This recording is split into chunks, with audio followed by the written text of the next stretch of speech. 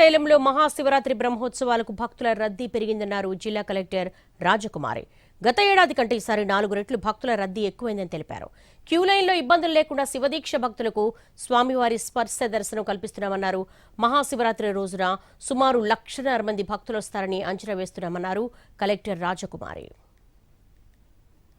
అంటే శివభక్తులు శివమాల మండలి దీక్ష అర్ధ మండలి దీక్ష ధరించిన శివభక్తుల సంఖ్య గత ఏడాది కన్నా 3 నుంచి 4 రెట్లు ఈ ఏడాది పెరిగింది. తర్వాత తెలంగాణ అదర్ డిస్ట్రిక్ట్స్ నుంచి కూడా ఎక్కువ శివభక్తులు ఈ క్షేత్రానికి రావడం అన్నది.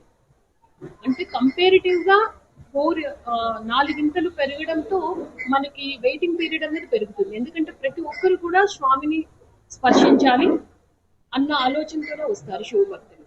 మామూలుగా జనరల్ పబ్లిక్ స్వామివారిని అలంకరణ దర్శనం చేసుకుందామని వస్తారు.